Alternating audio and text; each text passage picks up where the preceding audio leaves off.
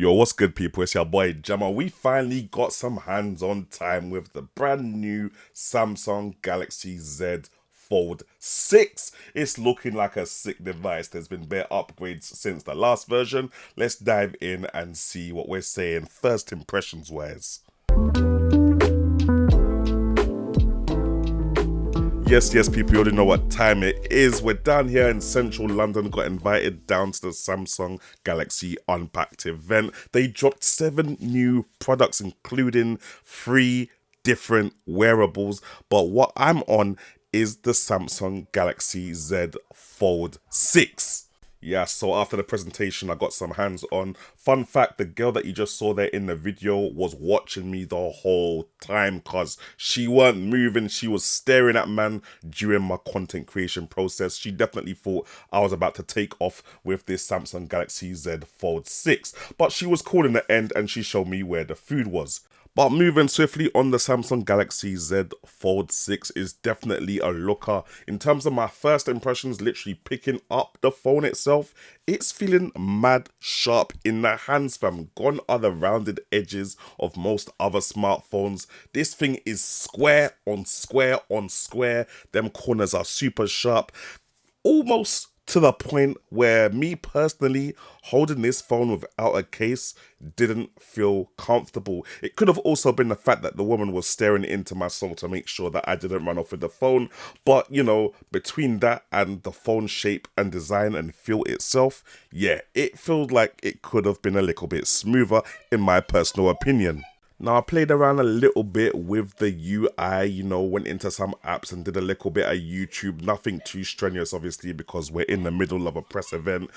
Everything felt all right, but when you get a phone, first off, you can't really judge how snappy it feels until you've got your Instagram notifications on there, your Twitter notifications, I don't know, Snapchat, whatever everyone else is using in terms of social media. Once you've got all of that synchronizing in the background, that's when you can then tell me how fast or how slow your phone is.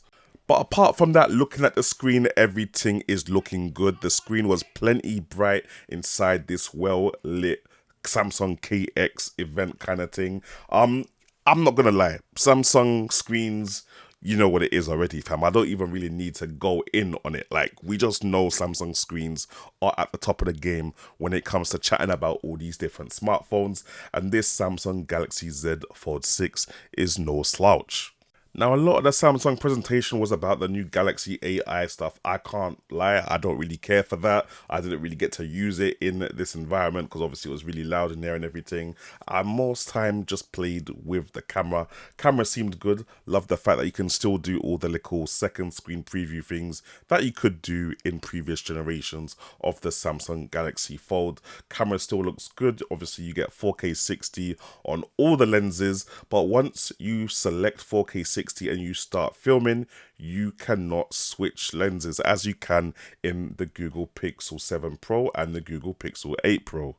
Apart from that though, you do get 8K resolution mode and you can only use that on the main sensor.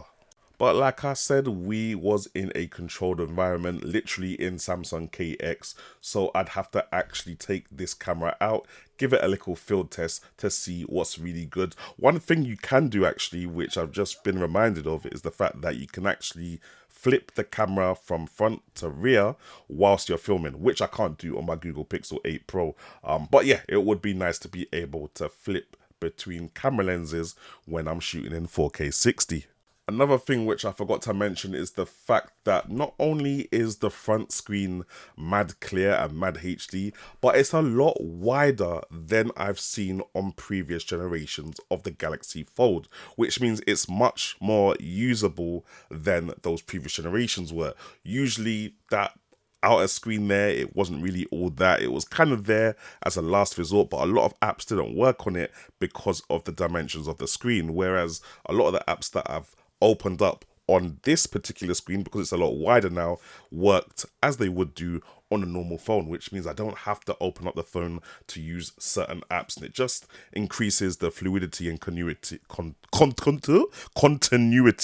of using the phone.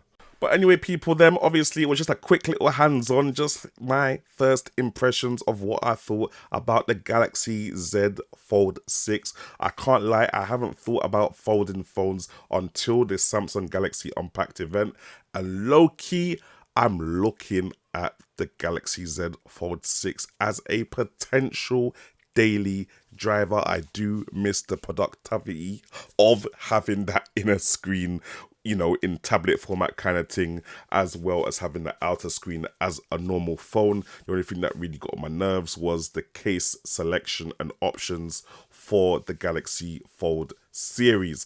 But, you know, that's something man can look into, especially if I get to have a stylus and be doing up stylus notes and all them kind of things with the Samsung Galaxy Fold 6. But let me know what you guys are thinking in the comment section below, and make sure you're following, liking and subscribing to be in with the next piece of content.